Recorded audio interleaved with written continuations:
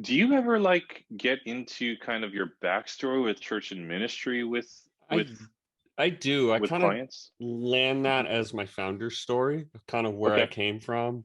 Hmm. 10 years in leadership development, working overseas, hitting the Yep. point of actually an integrity point. I like to play this because of the integrity value. Had Hmm. the opportunity to receive $3 million in property in cash, walked away due to strings attached and just it wouldn't be integrity for them and it wasn't for us to meet a certain condition. Hmm. um, and then I kind of usually roll into, and that's when I took this massive pivot into the remote work arena and started working for as a freelancer for one guy, just as a Hmm. customer service rep. um, Hmm. and then that found my way into just going, dude, you have all these marketing apps. Like, what do you do for marketing? I was just asking questions. He's like, oh, I don't know. And he's very much a firing from the hip kind of guy. Had no Hmm. idea what worked and all that. So I started digging in. And then that's when we launched his membership. I was this kind of where it's like, and I discovered marketing. I took product launch formula, applied the book itself, Hmm. got 300 people in a matter of a month, and had an actual membership off the ground. And of course grew that to 1200 MRR. And then that's kind of where I fold into the automated asshole story. Oh, we were having all sorts of fun. And then Hmm. my what I was thinking as I was thinking of the three stories in chapter 4 is that's really Hmm. the founder story, that background, how I discovered Hmm. remote work, how I pivoted from ministry to now agency, now personal brand, kind of that journey. Hmm. And then telling the automated asshole almost as a business story. And I tend to tell that now, like, if you want to work with me, here's what I do. I became the automated asshole, only realize I don't like that type of marketing. I Hmm. like the way you present it. I always use your quote, right? It's not about closing the deal, it's about opening a new relationship. And that tends to resonate. And so I just created the listen framework to never again become the automated asshole, nor let Hmm. clients of mine who feel that care for connection and community, who want to frame everything through that philosophy. So it's Hmm. injecting my point of view. And I find that so the last two prospect calls I've had has a deep impact. It's very Hmm. obviously, I mean, automated asshole. It's a good laugh.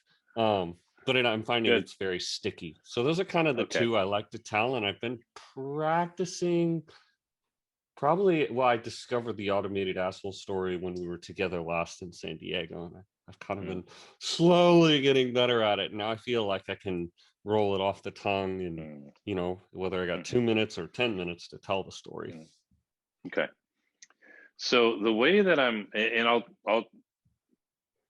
I'll tell you what I'm doing with you so that you know how to do this with Yes. clients, or you can maybe pull some insights.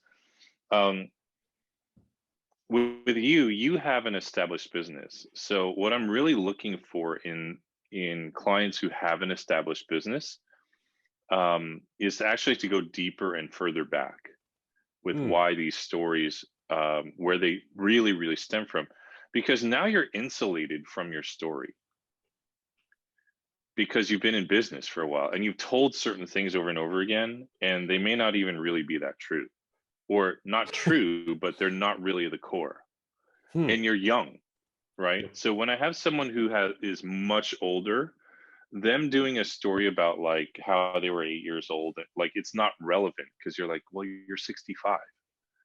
So I'm looking for the origin or the founder story a little bit later in their life, right? Maybe when they went through a career change. You're still young. So I think we can go back even before this pivot with From that ministry freelance to, job yeah. or anything. Yeah. The second thing is that you already have a couple of catchphrases and you have a framework, right? Mm-hmm. But you're using those because they're connected to something that's a deep value for you. Mm-hmm. So, what I would ask you is, why is it so important to listen to people? Where does that need to listen to people really stem from? Like, when, or where in your life were you when you really had that value instilled in you Wow. that we That's a should good question. listen? Hmm. Yeah. And then on the foil of that is the automated asshole, and you hate that.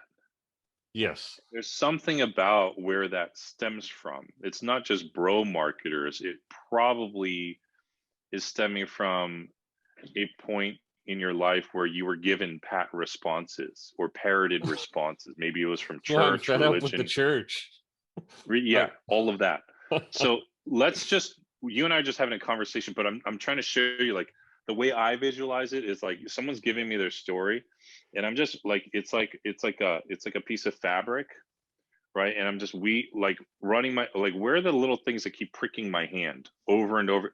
Let me pull that, right? yeah, It's like pull it's on the smooth here. thread. Where, Yeah. yeah, where is that, right? It's like, those downy pillows, like with the feathers in them. Sometimes they prick you because they have real feathers, and they peek through the pillow. I'm like, wow, what is it? Let me pull that. So let's talk about listen or Hmm. the automated asshole. Whatever comes to mind first. You said that was an interesting question.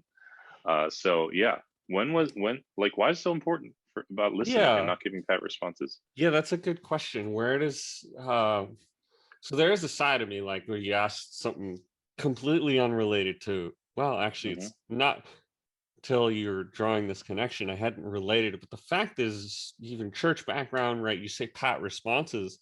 I'm in this place where I'm like, I'm so sick of the effing church.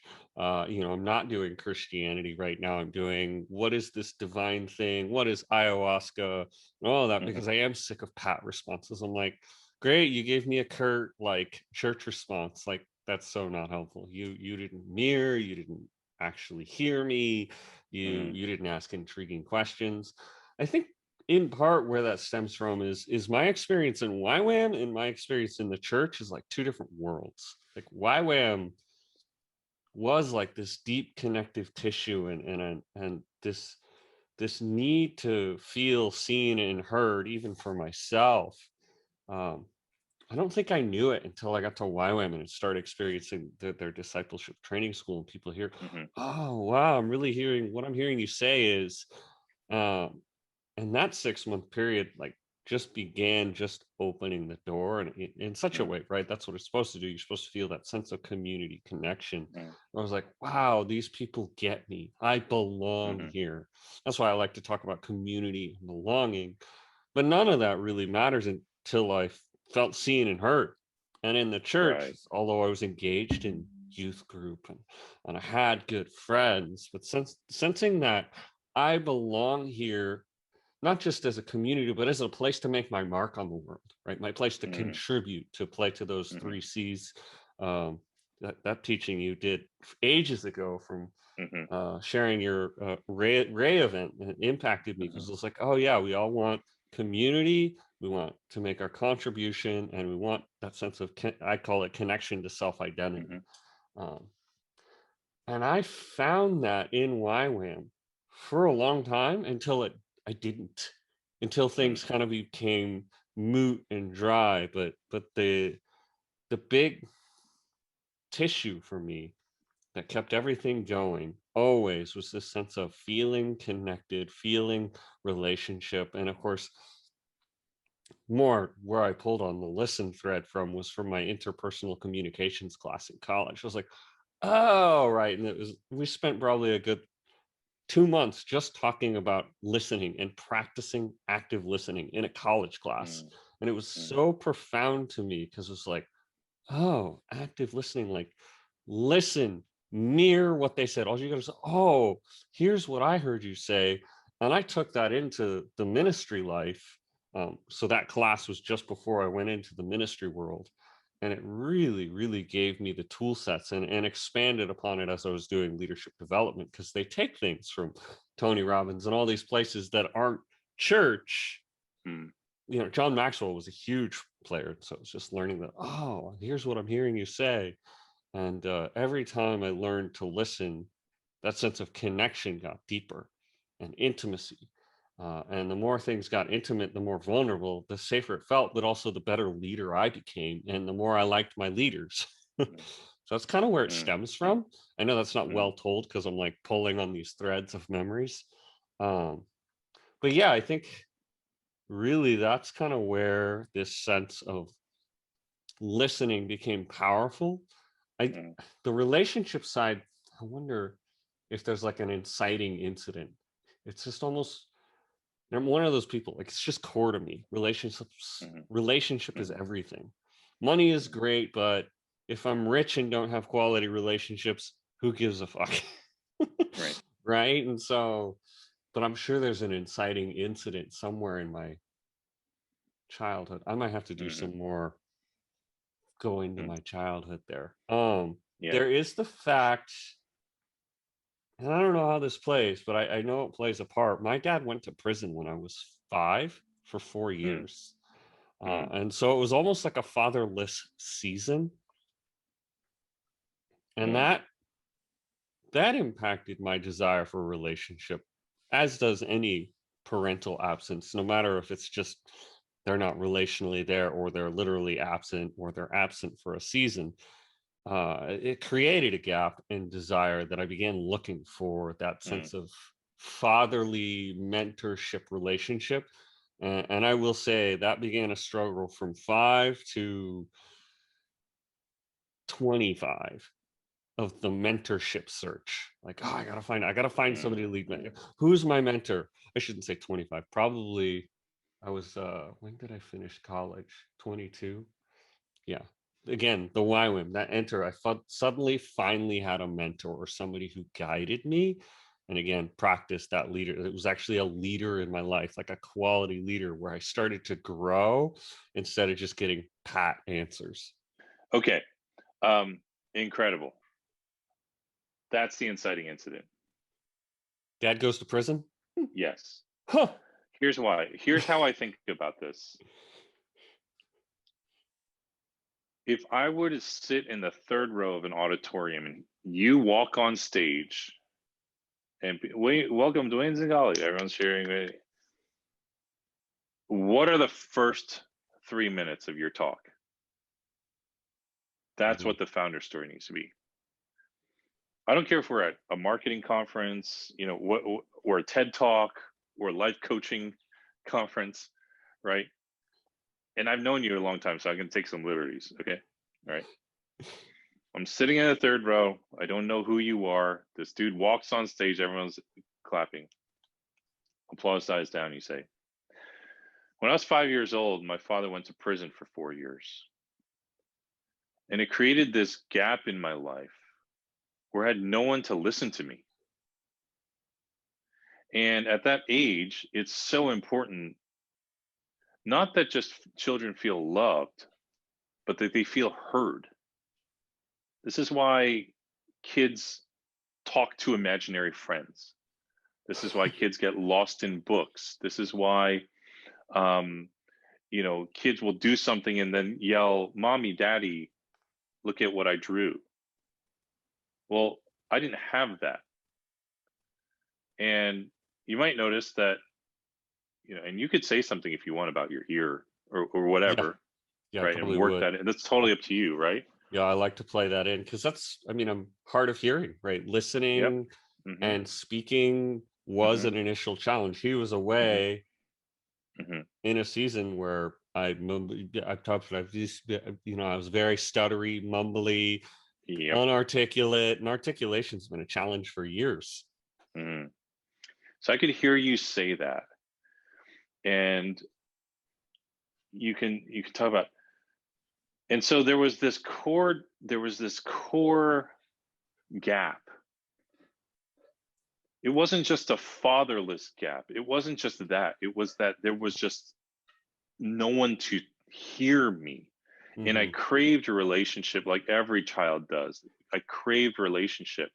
And those are very formative years from 5 years old to 9 years old.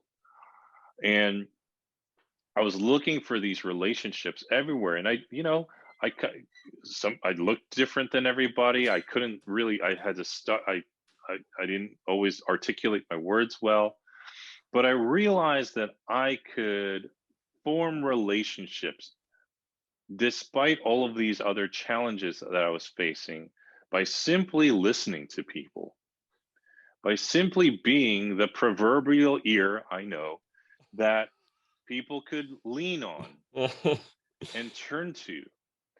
And as I did this, my friendships grew. I created a social network of people. Like I had friends.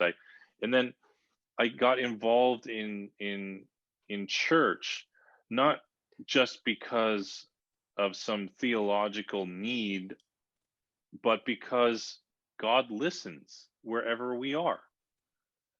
And I was hungry for mentors and leaders who would listen and who I could learn from and who would guide me.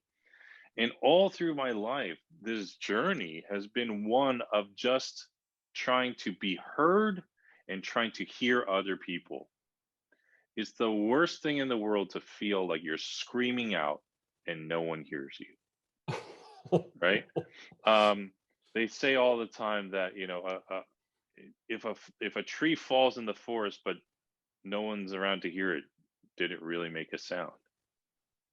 Well, imagine how awful that feels. Some of you in this audience, you cried out to people, you cried out for your parents, you've cried out for a police officer because you've been in harm. Some have even cried out to God. All of us have probably cried out to God in one way, shape, or form or another. And how did it feel when an answer didn't come? It's not just an email that wasn't responded to, or a text message, or a girl you're dating or a guy you're dating ghosts you. It's a deeper fundamental need that we have as human beings to be heard. Dude, if you say that in the first 4 minutes and then you talk about funnels, forget it. Game over. Like people will walk up to you and be like, I know that was about funnels or something, but oh my God, Hmm. that's what you want. Now, the person who is the foil to this, the enemy, the villain, is the automated asshole. It is pat responses, and you'll get a good chuckle. But I know you guys have met automated assholes. All of you have met an automated asshole, or a system what am I trying to say? You A start system cursing that, a robocall where you start saying the F yeah, bomb and nobody's yeah, listening because it's a yeah, robot. Oh that's yeah. perfect, right? We have systems that enable the automated asshole. And for me, it started to show up in pat responses that I would get to real questions I had about my faith or my upbringing or who I was and my challenges as a child. Like I didn't want pat responses. Nobody wants pat responses. Pat responses are easy to spit out, not helpful. So I see in the marketing space, people do it one of two ways. They automate or they ghost. They say nothing. Or they automate and give pat responses, or they just overteach, but they're not listening. That's what frames up or tees up your framework. Like, dude, I could see you standing on stage, especially those first 3, 4, 5 minutes about your dad and what that caused in your life and the trajectory your life went down. I would like be in tears if I didn't know you. I mean, I may still be in tears even if I if I was, No, even as I think about it, it's like, oh man, a memory. You think you deal with something, but even as I think, it's like, whoa, that's gut wrenching. Like I didn't yeah, realize what that caused. So like I think going there will always be emotional. yeah, Um, I don't want to be cursed. Like it's my dad, he went to prison. It hurts to this day. Uh, yeah. yeah, that's powerful. How'd you do That's that? this is just what I do. Uh, I don't know. I don't know how I do this. I don't know how I do this, but that's what I do. That's what I'm seeing. I mean, I can visually in my mind's eye see you walking up and down a stage, and I'm just sitting in the third row, and I'm just like, that's my friend Dwayne, and that message is going to change lives because it's much deeper than just automation, funnels, listening, business. It's a fundamental human need that all of us have to be heard, Mm-hmm. and a need for us to have to learn to hear others. And you can't have one without the other if you really want one or the other. You want people to hear you, you have to hear them. If you hear other people, then they'll hear you, they'll listen to you. And I think that frames up your framework so well. And it's a philosophy, it is a movement, a life movement cloaked in marketing, in how Mm-hmm. you see marketing. And these calls, when you're working with clients through this kind of exercise, they're supposed to feel emotional. They're supposed to feel like, oh my God, I never saw those things connect together. And all I'm doing is just, again, my hand, I'm running it down, looking for threads to pull on out of the Mm-hmm. blanket, right? And I think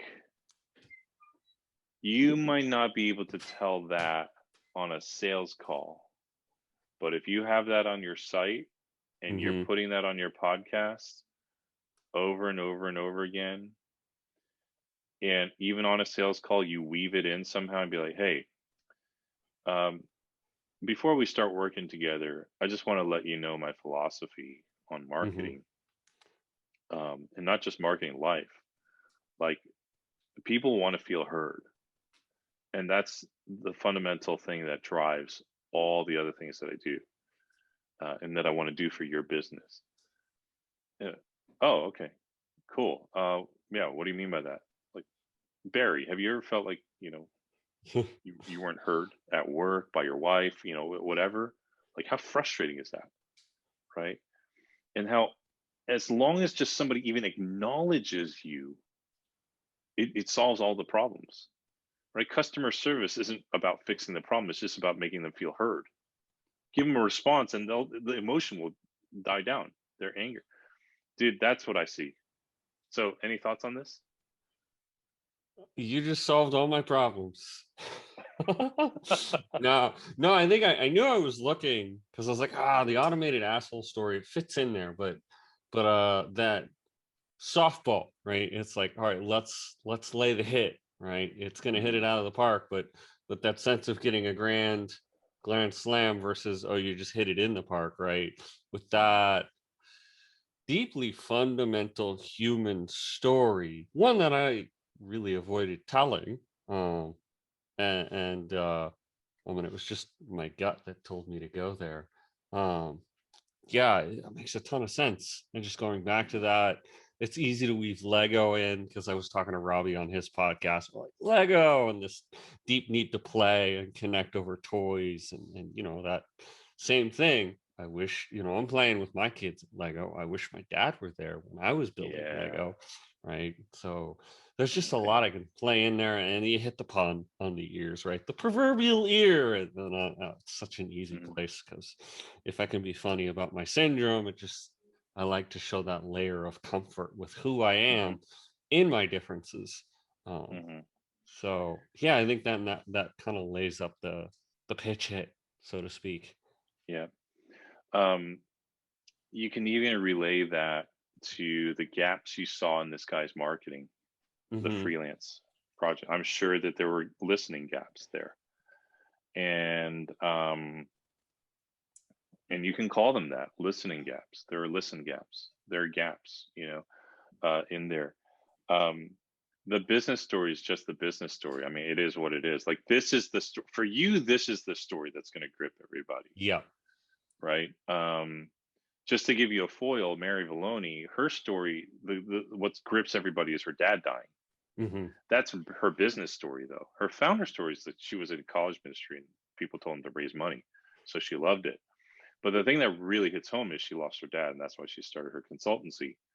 With you, it's the founder story that's going to just absolutely, like, blow people up. They're not going to Hmm. see this coming in a good way. You do a workshop on this, like, holy cow, right? So what I'd love for you to do is just keep practicing this story. Share it on your podcast.